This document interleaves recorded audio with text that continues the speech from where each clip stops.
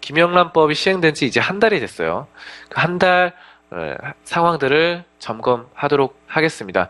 자, 예상외의 결과가 나왔어요. 어떤 결과가 나왔을까요? 바로 김영란법의 예상외의 결과는 우리가 생각했던 거와 반대로 백화점주는 안 좋을 것이라 생각했죠. 왜냐하면 김영란법이 뭐예요? 더치페이 하자. 뭐 물건 선물 하지 말자. 비싼 선물 하지 말자. 안 받고 안 주는 법이다라고 볼 수 있는데요. 그래서 부정청탁, 뭐 뇌물 주고 이런 것들을 막는 거죠. 그래서 뇌물 주는 것을 막는 게 바로 김영란법이 되겠는데, 보통 뇌물 같은 것들을 부정청탁을 하게 되면은 비싼 고가의 제품을 사서 주죠. 근데 이제 이게 막혔잖아요. 그래서 보통 고가의 상품은 어디서 팝니까? 백화점에서 팔아요. 그리고 저가 상품은 뭐 편의점 같은 데서 팔게 되죠. 편의점에서. 식사도 이제 3만 원 이상의 식사를 같이 할 수 없기 때문에 뭔가 또 혼밥 쪽 요즘 유행하는 게 혼자 술 먹고 혼자 밥 먹고 이런 것도 굉장히 유행하고 있죠.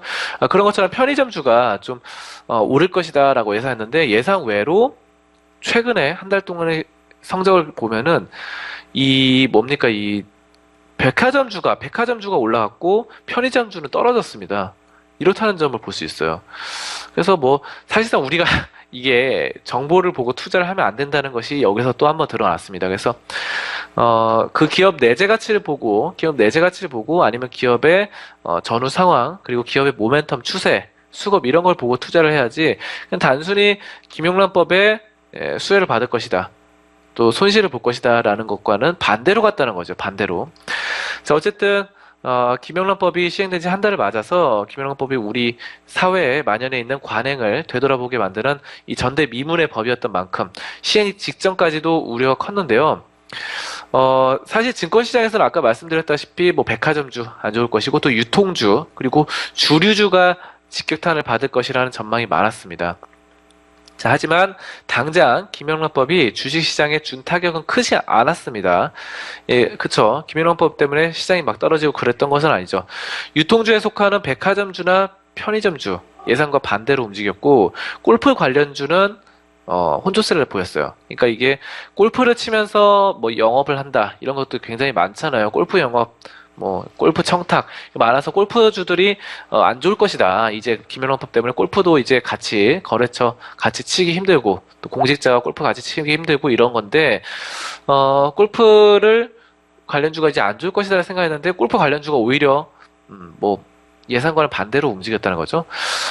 그렇고 골프 관련주가 뭐 아주 안 좋지는 않고 혼조세 횡보를 보였다. 안 좋아질 거라 생각했지만 자 그리고 주류주는 타격이 있었습니다. 술을 우리가 선물로 주는 경우가 많죠. 술을.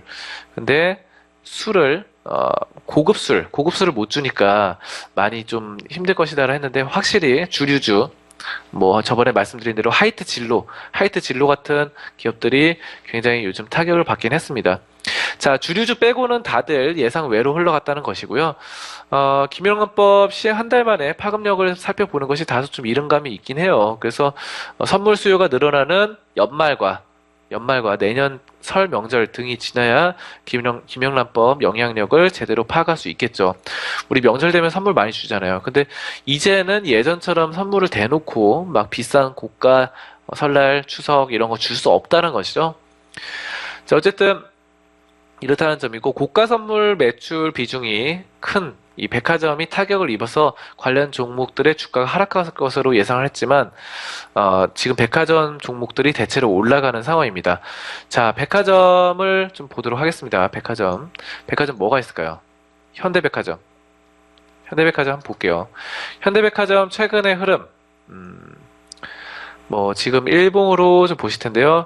10월달에 이거 올라붙었죠. 지금 지수가 안 좋아지면서 좀 빠지긴 했는데 어쨌든 여기서부터 보시면은 이 정도 올라붙었다. 김연왕법 시행되고 나서 이런 점도 볼 수가 있겠고 또 신세계도 보겠습니다. 신세계도 보시면 지금 요즘 하락을 하긴 했지만 이때는 올라붙었다는 것입니다. 김연왕법 시행되고 나서 바로 좀 올라붙는 그런 상황들 보실 수가 있겠습니다. 그래서 김연왕법이 이상하게 시행일인 지난 9월 28일 오히려 그날에 0.5%가량 올랐습니다.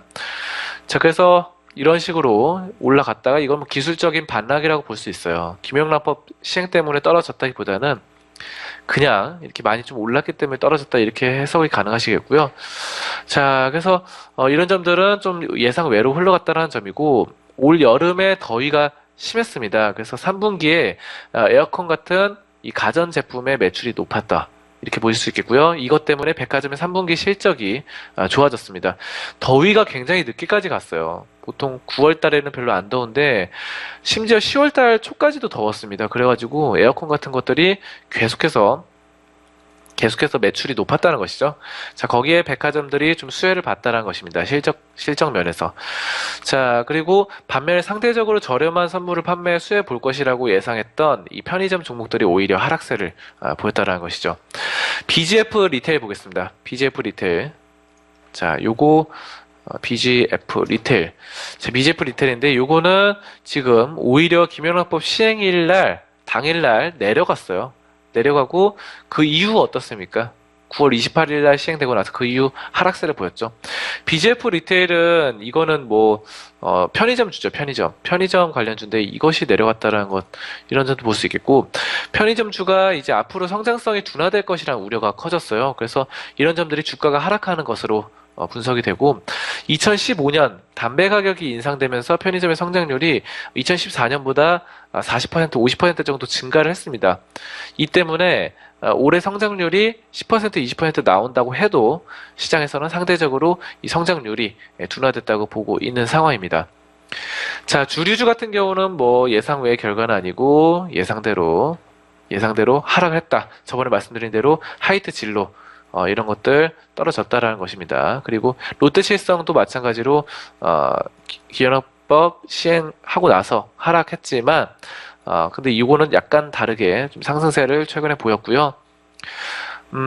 보혜양조나 진로 발효 그리고 MH 에탄올 같은 주류주들 대체로 2%에서 9%대까지 하락을 한 것을 보실 수 있습니다. 자, 이런 대표 주류 업체들, 술 업체들은 이른바 회식형 음주 문화에 유리한 경영 포트폴리오를 보유하고 있는데요. 회식하면 술 정말 많이 먹죠.